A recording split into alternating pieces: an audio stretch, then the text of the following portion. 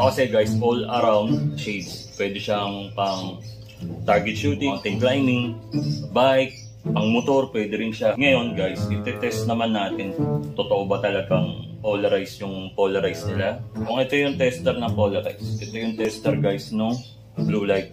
Bali ito yung blue light. Pag itinikit mo yung blue light guys, nagkakaroon siya nito. Few seconds lang naman nawawala na yung guys. Ayan, wala na siya. Test natin ngayon guys. Adikit siya sa salamin. Ayan, ganyan. Nakikita niyo ba guys?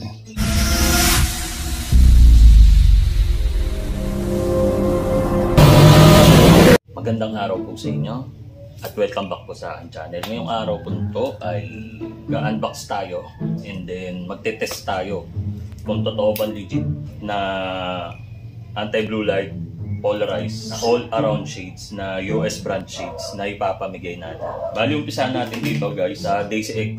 Yung pouch niya guys and then yung pamunas niya. Polarized tester niya. Tapos strap. Ayan guys. Sa lens niya guys, ito yung polarized. Ayan, nakalagay guys, polarized na. Tapos ito yung isa guys, parang may coat siya na gold. Night vision guys, night vision sa gabi. Yung pwede nyo gamitin, nakikita nyo ba? Ito guys, yung clear. Clear lang siya guys, pero anti-blue light siya. Ngayon guys, papakita ko naman sa inyo yung Daisy X7. Meron din siyang pouch na ganyan. Sa X lang guys, natatanggal pati yung protector niya. Ito, lens lang guys. Tapos, ito yung polarized niya guys, yung kanina pinakita ko sa inyo. Polarized. Yung clear niya, ayan. Tapos ito nga pala guys yung night vision. Parang kulay yellow. Meron din siyang polarized tester. Ang pinagkaiba lang guys nila, ito dalawang strap. Meron siyang ganito. Tapos meron siya nito, yung adjustable strap. Bakit meron siyang adjustable strap guys? Ito kasi guys, all around shades. Pwede siyang pang target shooting, mountain climbing, bike, pang motor, pwede rin siya. Bakit siya may pre nito? Yung isa kasi guys, hindi naaalis yung dito niya. Ito guys, naaalis. Itong X7. Pe-press nyo lang to guys, hindi ito. Tapos hahatain nyo. Ayan, napapalitan siya.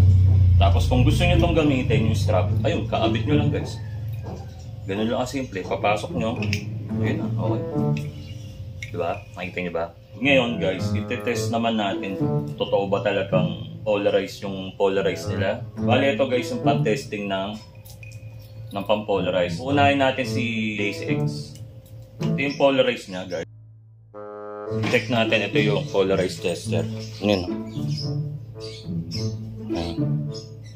Nakita niyo ba guys, may lumalabas. Pero pag wala yan, nakita niyo guys, hindi ito niya, wala. Ayan, wala. Tatry naman natin ngayon guys, yung anti-blue light na itong Daisy X. Kung ito yung tester ng polarized, ito yung tester guys nung blue light. Bali ito yung blue light. Pag itinikit mo yung blue light guys, nagkakaroon siya nito. Few seconds lang naman nawawala na yung guys. Ayan, wala na siya. Test natin ngayon guys. Adikit siya sa salamin. Ayan, ganyan. Nakikita niya ba guys? Adikit siya sa salamin. Ayan. Pero ito guys, bali ayan, wala siyang blue. Ibig sabihin hindi siya naapektuhan. Ibig sabihin legit tong glass niya. Bali ngayon guys, iti-test naman natin yung polarized ng X7. Tapos yung anti-blue light guys ng X7. And guys, nakikita nyo. Tapos ito yung glass niya. Ayan. Pag inaano natin, dinidikit natin yung glass. Nakita nyo ba guys? Ayun o. Nagkaaroon siya ng linya rito. Ayan. Doon nyo malalaman guys kung yung polarized ng glass ninyo ay totoo bang polarized. Dapat guys meron kayong polarized tester. Ito na siya guys. Ayan, makikita nyo. Ayan. Ngayon guys, aalisin ko to. Tingnan nyo kung gaano lang kabilis. Ayan, meron na siya agad. Ayan, makita nyo guys, nagkaroon siya agad ng ibig sabihin guys, di ba? Legit yung glass natin. Talagang anti-blue light siya. Guys, yung mga taking anti-blue light guys, parang hindi siya ganito ka-clear nun guys. Parang malabo siya. Yun yung mga fake. Pero pag legit, tas original yung anti-blue light nyo, ayan, dapat guys, parang clear lang din siya. Natural lang na glass, ayan. Yan yung original. Yan na lang yung vlog natin sa araw na to. Tapos napakita ko sa inyo kung ano yung meron dun sa mga papamigay natin na all-around shades na tinatawag na Daisy X and then Daisy X7. Maraming salamat sa inyo sa patuloy po ninyong pagsuporta sa aking channel.